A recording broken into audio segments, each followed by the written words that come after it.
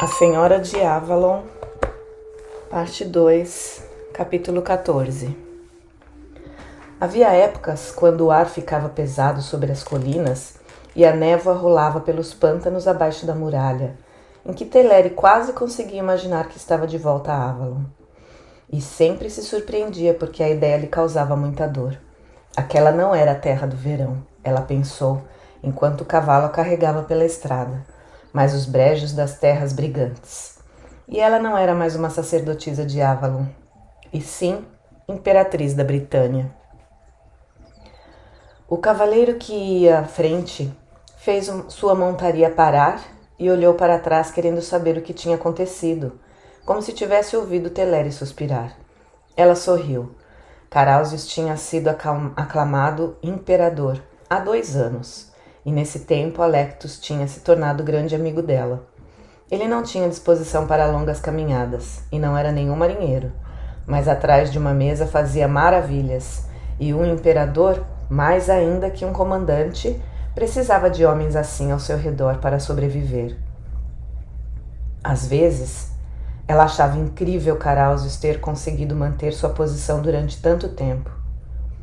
Quando ele aceitou a aclamação do exército e se proclamou imperador, ela esperou que Roma caísse com espada e fogo em cima dele antes do final do ano.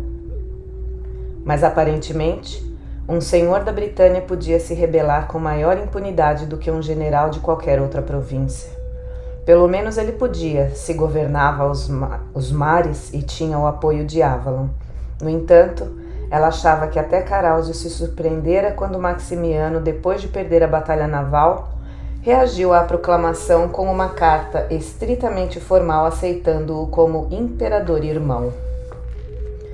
Sem dúvida, os romanos tinham suas razões.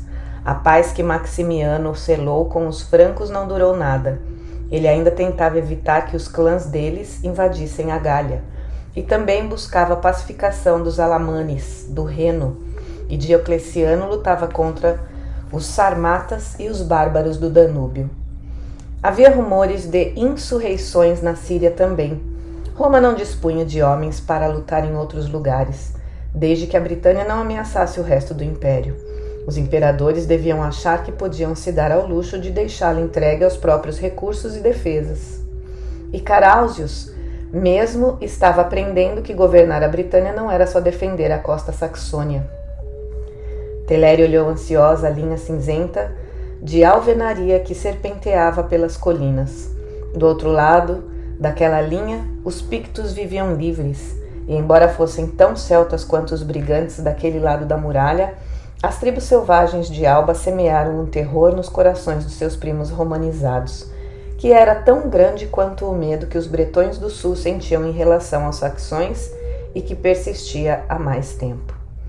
Teleri puxou o capuz da capa pesada que usava para frente quando o nevoeiro ficou mais espesso, reduzindo o mundo a um pedaço de estrada rodeado por uma mancha cinza. A umidade escurecia, a areia que cobria o caminho que formava gotas nas urzes. Se continuasse assim, teriam de acender as tochas apesar de estarem no meio da tarde. O guia parou, levantando a mão, e ela fez seu pônei parar também, escutando. Era difícil distinguir os sons com aquele tempo, mas alguma coisa se aproximava. A escolta se espalhou em volta dela com suas lanças preparadas. Eles podiam lutar, mas seria loucura tentar fugir, pois mesmo na estrada não dava para ver quase nada. Prestando atenção, ela conseguiu ouvir uma batida ritmada e um tilintar regular demais para ser o galope indisciplinado dos cavaleiros pictos. Foi chegando, perto e ficando mais alto. Alectus fez seu cavalo recuar para bloquear a estrada na frente de Teleri. Ela ouviu o aço arranhando a bainha quando ele sacou sua espada. Ficou imaginando se ele teria alguma habilidade com a arma. Sabia que ele andava praticando com um dos centuriões, mas só começara a treinar havia 2 anos. Mesmo assim, a determinação dele de ficar entre ela e o perigo deixou-a satisfeita. Por um instante nada se mexeu. Então formas pareciam se precipitar na escuridão e um destacamento de legionários surgiu na névoa, parando disciplinadamente diante dela. Gaius Martinus, ajudante da guarnição de Vindolanda, destacado para servir de escolta para a imperatriz. Ele fez uma saudação elegante. Mas a senhora Teleri já tem uma escolta, Alectus ia dizendo. Estamos aqui para reforçar sua escolta no caminho para Corstopitum, disse o ajudante tristemente. A noite passada, os Pictos invadiram Vercovicium. O imperador partiu atrás deles, mas nos enviou para cá para garantir que vocês seguem a um abrigo em segurança. Parecia que o homem lamentava ter sido chamado para montar guarda enquanto seus companheiros estavam lá fora se divertindo. Carausius queria que ela ficasse em segurança em Buracum, e Teleri entendia por quê. Sempre pensara na muralha como uma barreira tão indevassável quanto a névoa que cercava Avalon, mas aquela linha de pedras parecia frágil na grandiosidade dos pântanos. Era apenas uma obra dos homens e que um grupo de homens construía podia ser derrubado por outro. Quando chegaram a Corstopitum, era já quase a noite, e o nevoeiro se transformara em uma chuva fina. A cidade era bem localizada na margem norte do rio, onde a estrada militar atravessava a velha trilha de Alba. Nos primeiros anos, a população aumentara com a chegada de artesãos levados para produzir equipamentos militares e de homens para administrar os celeiros imperiais. Mas, para Teleri, cavalgando pela rua principal, a caminho da hospedaria, com água de chuva escorrendo pelo pescoço e dor nas pernas, o lugar parecia triste. Havia muitos prédios abandonados e outros precisavam de reforma. Ao longo do tempo, sempre que o imperador ia inspecionar a muralha, ficava em Corstopitum, e a hospedaria oficial era espaçosa e confortável. Não tinha mosaicos, mas o assoalho de tábuas era coberto de tapetes espessos com as listras usadas pelas tribos locais. E as cenas de caçadas que algum soldado artista tinha pintado nas paredes possuíam um charme rústico. Roupas secas e uma lareira acesa afastaram aos poucos o frio, e quando Teleri reencontrou Alectus na grande sala de jantar, já havia se recuperado e pôde ouvir as preocupações dele com certa simpatia. O imperador é um homem forte e nossos deuses o protegem, ela respondeu quando pela terceira vez ele demonstrou preocupação em saber se Carausius tinha encontrado abrigo. Um homem que está acostumado a se equilibrar num convés instável, numa tempestade, não vai ser prejudicado por uma chuva à toa. Alectus estremeceu e depois sorriu para ela. As rugas de preocupação que normalmente faziam com que ele parecesse mais velho desapareceram. Ele sabe se cuidar, ela repetiu. Estou muito contente de você estar aqui comigo. A nossa sociedade funcionou muito bem. Ele ficou sério, mas seu rosto ainda tinha o ar de menino que enternecia Teleri. Ele tem força e poder para fazer com que os homens o sigam. Eu sou o pensador, que calcula e lembra, e antecipa o que o homem de ação não tem tempo de ver. E você, minha senhora, é a rainha sagrada. É o seu amor que faz tudo isso valer a pena. Amor? Teleri levantou uma sobrancelha, mas continuou calada, sem querer desfazer os sentimentos dele. Ela amou Diurna e Avalon, e foi privada dos dois. Carausius procurava sua cama com mais frequência ultimamente, depois que se tornara imperador e precisava de um herdeiro. Mas ela não tinha nenhum filho. Talvez um bebê pudesse aproximá-los. Tinha aprendido a tratar o marido com respeito e até alguma afeição, mas o dever era o principal elo de união entre os dois. Será que ela amava a Britânia? O que isso significava? Gostava das terras do Rotrigues onde nascera, mas não via nada naqueles pântanos do norte para amar. Quem sabe se tivesse estudado os mistérios tanto quanto Diurna, talvez aprendesse a amar uma abstração também. Mas foi a habilidade de Diurna, tinha-se de preocupar com abstrações que mandou Teleri para o exílio. Teleri não queria ser imperatriz da Britânia, assim como não queria governar Roma. Para ela, as duas eram igualmente irreais. Nem sonhava mais com a liberdade. Imaginou de repente se ainda seria capaz de se importar profundamente com alguma coisa. A próxima notícia que tiveram de Carausius chegou menos de uma hora antes que o próximo imperador chegar, deitado numa liteira sobre um cavalo, com um enorme corte na coxa, feito por um cavaleiro picto que conseguiu passar pela guarda. Sou capaz de lutar muito bem a bordo de um navio, mesmo quando o convés está corveando com os meus pés por causa das ondas. Ele contou enquanto o cirurgião do exército fazia um novo curativo no ferimento. Mas lutar no dorso de um cavalo é bem diferente. De qualquer forma, nós o pegamos e apenas uma meia dúzia conseguiu escapar para contar aos chefes deles que o imperador da Britânia protegerá melhor as suas terras do que quando pertenciam a Roma. Mas você não pode estar em todos os lugares ao mesmo tempo, meu senhor, mesmo que pudesse galopar com um cavalo tão bem quanto um sármata. A força da muralha está nos homens, mas eles devem ter alguma coisa para defender. O último imperador que incrementou as fortificações foi Severus, e isso foi há 2 gerações. Toda essa região precisa ser reconstruída e não temos dinheiro para mandar trazer madeira e pedras. É verdade, disse Carausius, mas a população daqui também diminui e muitos prédios foram abandonados. As pedras das estruturas que vamos demolir servirão para reforçar o resto. Serão menores, porém mais fortes. Ele mordeu o lábio quando o cirurgião apertou a bandagem sobre o ferimento, igual à Britânia. Ele terminou de dizer apressado, com gotas de suor aparecendo na testa. Alectus balançou a cabeça impaciente.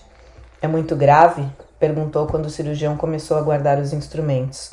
O ferimento vai causar algum dano permanente? O cirurgião, um egípcio que ainda andava enrolado em panos e cachecóis, depois de estar há décadas longe do seu sol nativo, deu de ombros e sorriu. Ele é um homem forte. Já tratei de muitos ferimentos piores, dos quais os homens se recuperaram e voltaram a lutar batalhas inteiras. Vou me encarregar do seu aposento de enfermo, disse Teleri. Quando uma imperatriz dá uma ordem, até um imperador deve obedecer. O cirurgião balançou a cabeça concordando. Se ele ficar deitado quieto e deixar seu corpo sarar, vai ficar bom, mas terá uma cicatriz. Mais uma cicatriz, você quer dizer, disse Carausius com tristeza. É o que você merece por se arriscar numa empreitada que qualquer comandante de cavalaria com 5 anos de serviço poderia executar perfeitamente, comentou Alectus com severidade. Se pudéssemos dispor de algum, respondeu o imperador.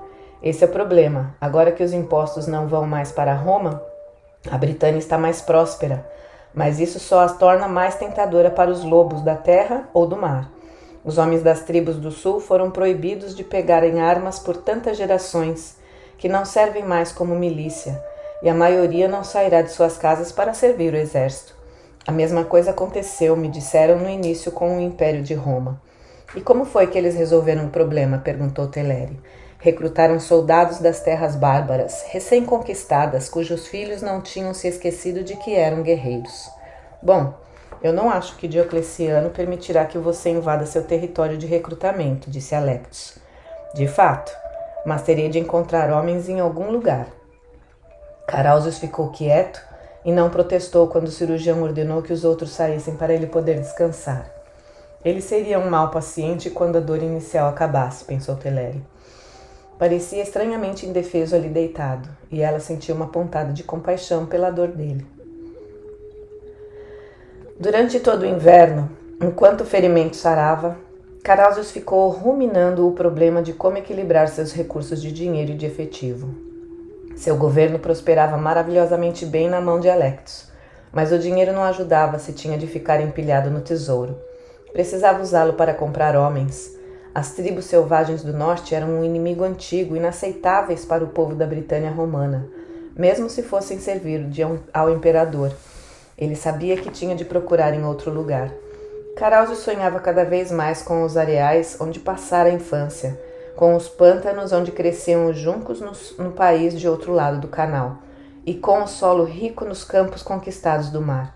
Os homens que fizeram aqueles campos eram sensatos e calmos, mas bons lutadores, e jamais sobrava terra para os filhos mais novos. Se enviasse uma mensagem, com certeza alguns atenderiam ao seu chamado. E quanto aos saxões, a costa onde viviam, a leste da Jutlândia, no Mar do Norte, era um lugar difícil para ganhar a vida, assim como as terras de Menápios. Quando saíam para saquear, não era apenas pela glória, mas porque o butim que levavam servia para comprar comida para as bocas famintas em seus lares. Se ele os abordasse como conterrâneos, talvez conseguisse que fizessem um acordo, e se comprasse a segurança das próprias terras com um tributo, não seria o primeiro imperador a usar os impostos que coletava para apaziguar os inimigos. Quando voltasse para Londínio, ia fazer isso. Só via essa solução. Nos idos do mês de maio, 3 velas apareceram na costa sudeste da Britânia. Nos últimos anos, até o mais simples pastor tinha aprendido a reconhecer as velas com remendos de couro dos navios saxões.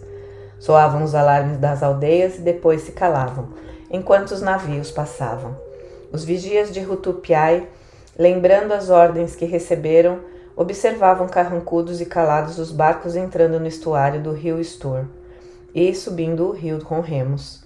Quando o dia estava quase terminando, eles se dirigiam para Durovernu, Catiacorum, a cidade tribal dos Cantiaces, com as muralhas recém-construídas que cintilavam rosadas à luz do sol poente. Carausius observava do pórtico da basílica os chefes germânicos marchando pela rua principal com seus guerreiros escoltados de perto por legionários que carregavam tochas, constrangidos por saber que talvez tivessem de defender esses inimigos antigos do ódio dos habitantes da cidade. Se os saxões não notaram atenção, não deram nenhum sinal, ou então os sorrisos ocasionais que davam, olhando em volta, talvez significassem que eles consideravam o perigo um desafio que iam gostar de enfrentar. Mas Carausius tinha feito o convite usando termos que eles compreendiam, e se não lembrava de como falar a língua deles, os jovens guerreiros menápios que trouxera da Germânia inferior para ser seus guarda-costas estavam lá para ajudá-lo. Para reforçar a mensagem, tinha mandado fazer uma roupa no estilo germânico para ele. Calça comprida amarrada nos tornozelos, de lã fina tingida de dourado, e a túnica de linho azul muito enfeitada com fitas de brocado grego, com braçadeiras e um colar de ouro torcido. No cinto, cintilando com um medalhão dourado, pendia uma espada da cavalaria romana bem usada para lembrar que era um guerreiro. E por cima de tudo pôs um manto púrpura imperial, preso com um broche pesado de ouro para lembrar que era um imperador. A roupa indicava que ali estava um chefe superior e poderoso, não um romano dissimulado que venderia a honra por ouro, mas um rei, com quem um guerreiro livre podia honradamente selar uma aliança. Mas enquanto via os convidados marchando na sua direção, não era no simbolismo da roupa que pensava, e sim no fato de ser muito mais confortável do que a vestimenta romana.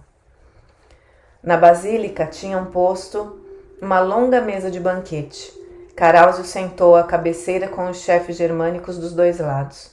Os guerreiros deles sentaram em bancos na outra ponta da mesa, e os escravos serviram bastante vinho gaulês para eles. Os bretões estavam acostumados a considerar que todos os piratas eram saxões, mas na verdade pertenciam a diversas tribos. O homem alto à direita do imperador era Lodovic, um lobo do mar frâncico. Na raça daquele exato momento causava muitos problemas para Maximiano. Ao lado dele estava um homem atarracado de barba grisalha, um dos últimos herules que restavam no norte, que juntara seus guerreiros aos seguidores do líder Anglo-Wulfhere. Por fim, havia um frísio austero chamado Radbod. Seu vinho é bom, disse Wulfhere, esvaziando o cálice e esticando o braço para ser servido novamente. Eu bebo a vocês, respondeu Carausius, erguendo o cálice. Ele tinha tomado a precaução de encher seu copo até a metade com a cera derretida antes. Aprendera a beber bem na marinha, mas a resistência dos guerreiros germânicos era lendária, e para conquistar o respeito deles, era essencial acompanhá-los. Vamos beber seu vinho com prazer, mas temos ânforas em casa, tão boas quanto essas, disse Rodlovic. Pagas com sangue, disse Carausius. É melhor receber este vinho como presente e derramar seu sangue por questões mais nobres. É mesmo? Rodlovic riu. O nosso vinho não vem da Gália? E nossos estoques não diminuíram desde que vocês deixaram de ser amigos de Maximiano? Nas últimas temporadas, seus primos o têm mantido ocupado na Bélgica, Carausius riu. Ele não tem navios nem homens para impedir o comércio com a Britânia. Vinho é bom, concordou Radbod, mas ouro é melhor. Eu tenho ouro para os meus amigos e prata nas minas de Mendip. Carausius fez um sinal e os escravos começaram a trazer cestas de pães e pratos com ovos e queijo, ostras e depois pernis de vitela e carne de caça. E que presentes você espera que seus amigos lhe deem em troca? Perguntou Lodovic, cortando mais um pedaço da coxa de ave que estava na frente dele. Eles sentavam à mesa como os bárbaros, mas os chefes que davam importância ao luxo como qualquer romano comiam em pratos de prata e bebiam em cálices de vidro. Que seus homens procurem a glória em outras praias. As recompensas serão ainda maiores se vocês mesmos forem contra os que nos atacaram no mar. Mas você é um guerreiro nobre. Por que se privaria de tal desafio? Perguntou Wulfhere, rindo e esvaziando o copo outra vez. É verdade que eu prefiro lutar no mar, mas agora eu sou rei aqui. Preciso passar muito tempo no norte guerreando contra os povos pintados de lá. E você deixaria os lobos guardando as ovelhas enquanto está longe? Wulfhere balançou a cabeça, achando graça. Se os lobos são animais honrados, confiarei mais neles do que em cães, respondeu Caráusios. As primeiras carnes servidas já tinham sido devoradas, e os guerreiros estavam arrancando pedaços do javali assado inteiro, coberto de mel e rodeado de maçãs. Wulfhere parou de comer para olhar para Caráusios. Você não é romano, apesar de o chamarem de imperador. Caráusios sorriu. Eu nasci nos pântanos da Menápia, mas agora pertenço à Britânia. Nós, os lobos, estamos famintos e temos muitos filhotes para alimentar, disse Hadbod. Quanto você nos daria? Quando as carnes foram substituídas por frutas cozidas, pães doces e bolos, a discussão se tornou mais específica. Uma após a outra, as ânforas de vinho gaulês iam sendo esvaziados. Caráusios acompanhou seus convidados copo a copo e esperava lembrar de tudo que tinha sido dito na manhã seguinte. Então agora acertamos a barganha, disse Rodovic. Finalmente. E só quero pedir mais uma coisa. O que é? Perguntou Caráusios, sentindo o vinho cantar em suas veias, ou talvez fosse a vitória. Quero que conte toda a história de como derrotou a frota do imperador Maximiano. Caráusios levantou devagar, segurando na mesa até o mundo parar de rodar. E então, tomando todo o cuidado para dar cada passo, começou a longa viagem até a porta. Tinha conseguido. Em nome de Júpiter, tinha jurado pagar o tributo e os chefes bárbaros empenharam sua palavra, jurando por Saxnot e Ing, e por Wuden, o lanceiro. Eles estavam deitados na mesa, apoiando as cabeças nos braços, enquanto seus homens roncavam nas camas que haviam armado para eles no chão do salão. Mas ele, Caráusios, era o conquistador, na bebida e na negociação, pois era o único ainda capaz de andar sem a ajuda de ninguém e sair do salão. Ele queria a própria cama. Não, era a cama de Teleri que ele queria. Ia encontrá-la saído diretamente do campo de batalha e oferecer sua vitória. A Edfred, o mais jovem menápio ao serviço do imperador, estava esperando na porta. Ele se apoiou nos ombros do menino, rindo porque embaralhava as palavras, mas fez-se entender. O rapaz guiou-os pelos corredores e atravessou a estrada para a casa vizinha, que pertencia ao principal magistrado da cidade, onde o grupo imperial estava hospedado. Precisa de ajuda, senhor? Perguntou Eadfrid quando se aproximavam do quarto. Devo chamar seu criado pessoal ou... Não, Caráusios acenou cordialmente. Sou um marinheiro, sabia? Na marinha riam de um homem que não aguentava seu vinho. Vou tirar minhas roupas. Ele tropeçou e se apoiou na parede para não cair. Talvez minha mulher me ajude. Ele riu de novo. Balançando a cabeça, o guerreiro abriu a porta do quarto da imperatriz, segurando a tocha no alto, de forma que a luz passasse por cima de Caráusios e iluminasse o chão. Teleri, ele chamou. Eu consegui. Eu ganhei. Ele avançou para a cama e a luz trêmula do achote fez sua sombra ondular distorcida diante dele. Os lobos do mar fizeram uma aliança. Ele tinha usado a língua germânica a noite inteira e nem percebeu que continuava falando assim.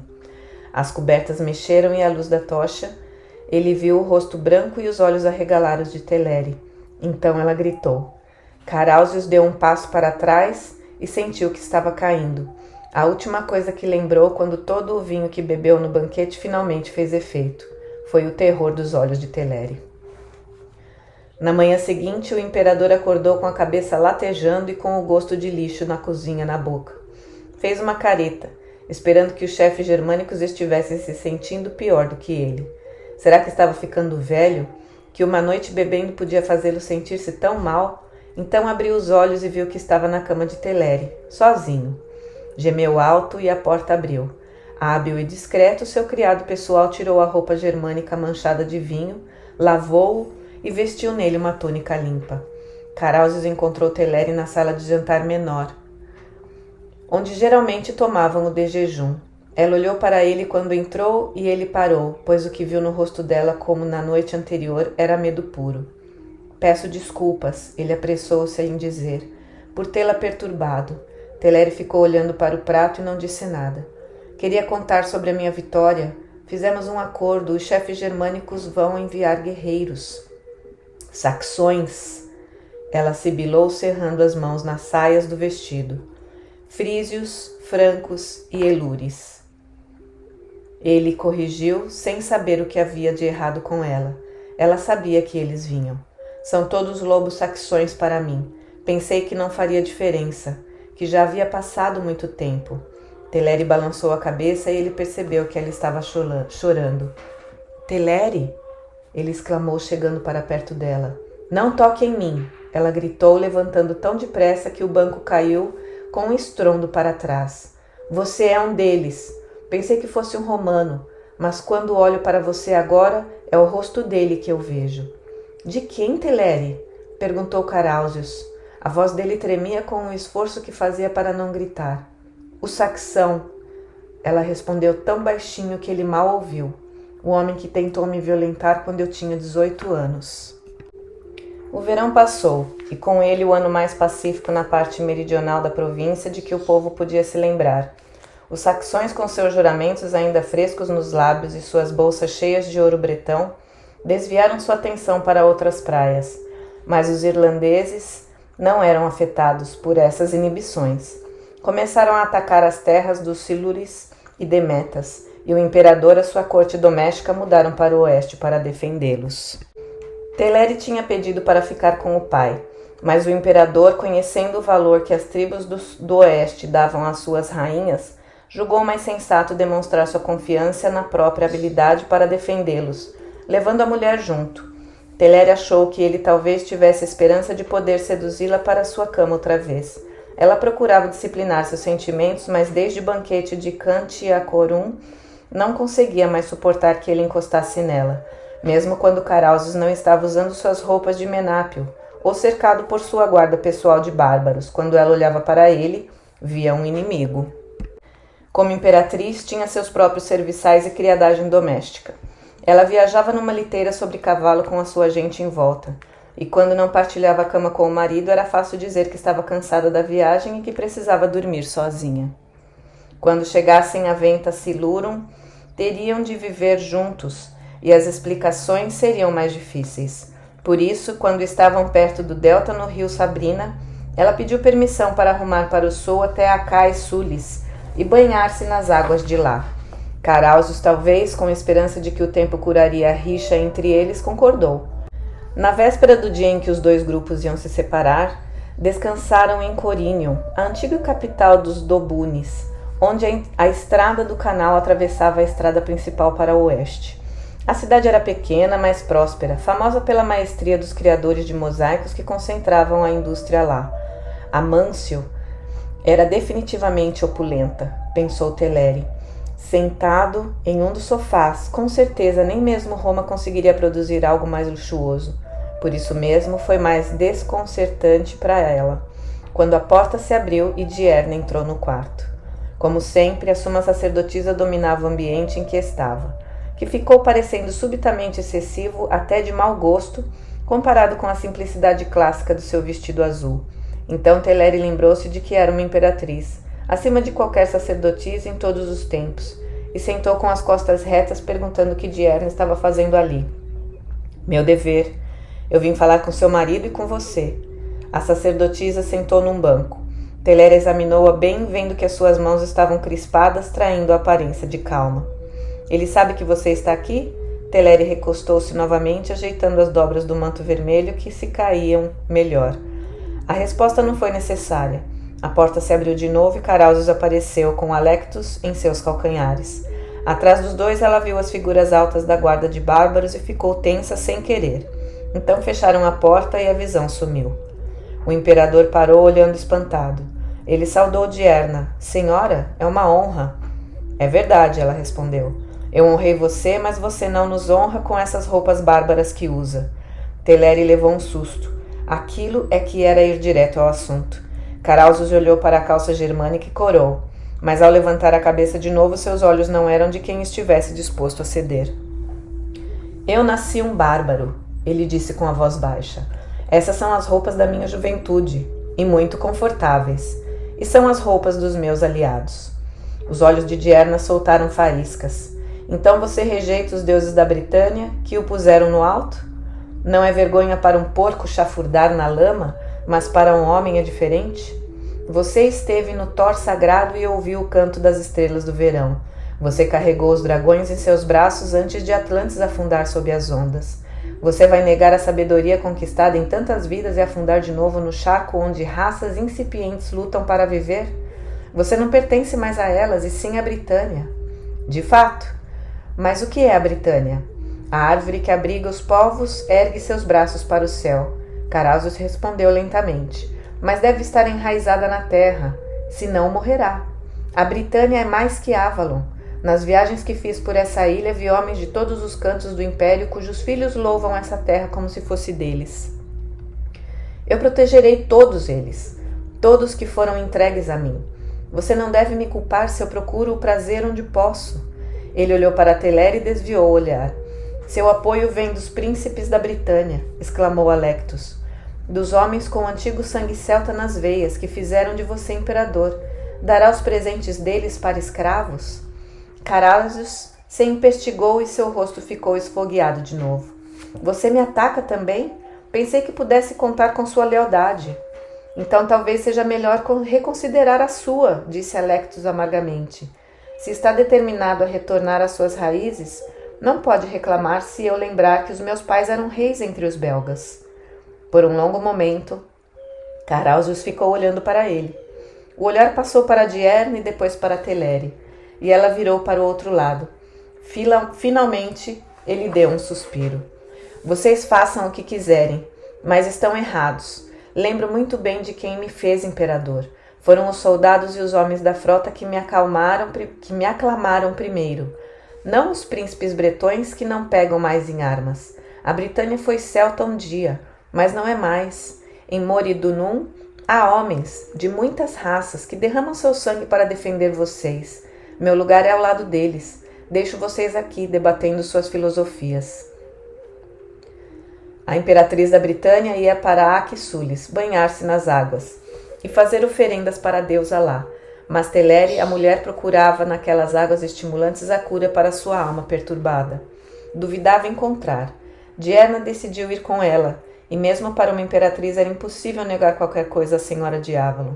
Mas quando sua liteira balançava na ponte de pedra que atravessava o Avon, Teleri olhou para as colinas cobertas de florestas que se erguiam sobre a cidade e sentiu um pouco de paz. O templo tinha sido construído no estilo helênico pelo imperador Adriano. Enquanto se aproximava do santuário, Teleri pensou que na época devia ter sido magnífico, mas os anos suavizaram o contorno das pedras e apagaram os afrescos.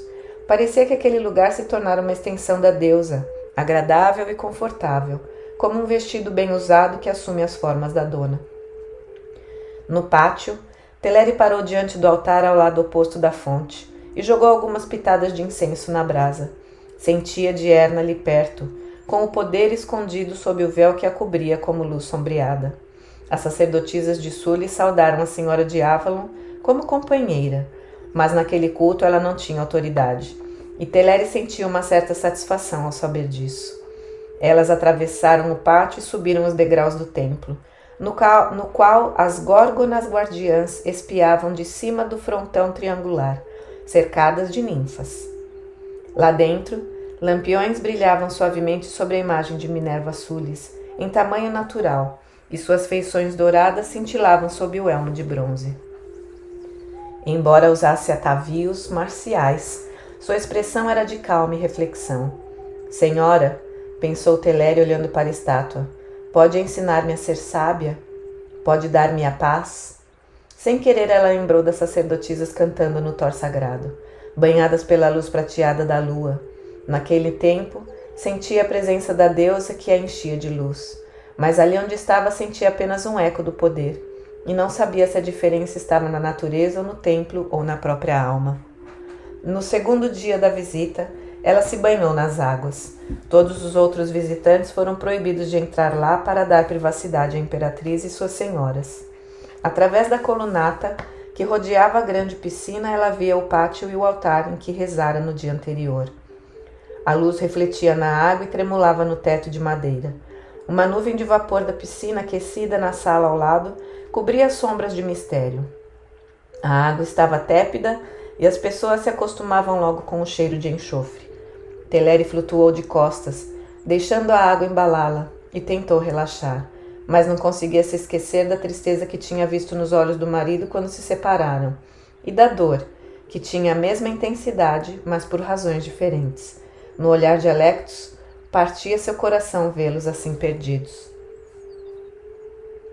A sacerdotisa de Sulis recomendou que passassem para o banho quente, cuja água provinha da mesma fonte sagrada que alimentava os outros, mas que era aquecida por um hipocausto. Teleri achou muito quente, mas Dierne entrou na piscina como se fosse o lago de Avalon.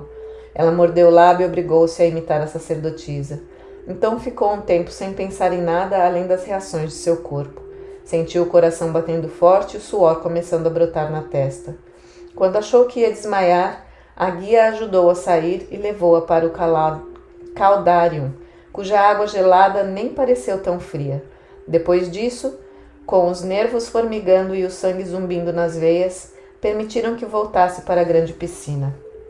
Os extremos de temperatura funcionaram para estimulá-la e deixá-la exausta também.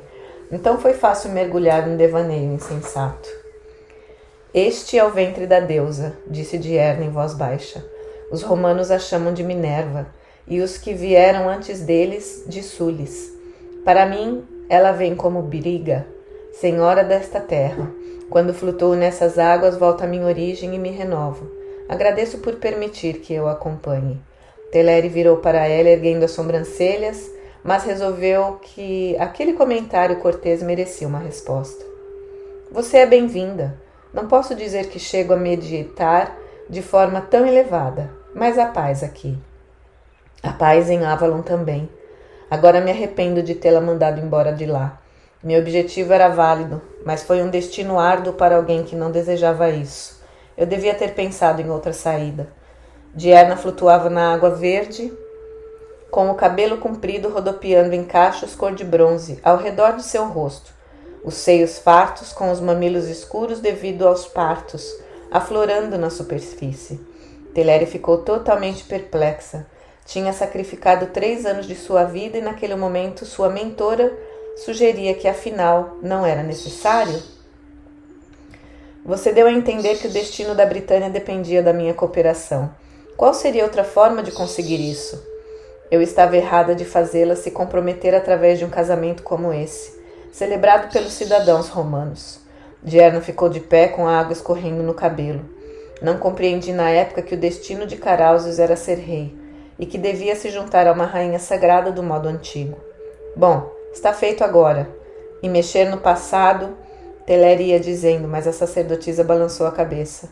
Não é bem assim. Agora é mais importante ainda unir o imperador com os antigos mistérios, numa hora em que ele é tentado a seguir outros caminhos. Você deve levá-lo para Avalon, Teleri, e executar o grande ritual com ele. Teleri ficou de pé tão depressa que formou uma grande onda na água. Eu não vou, ela sibilou. Eu juro pela deusa dessa fonte sagrada. Você me mandou embora de Avalon e não vou voltar correndo só porque mudou de ideia.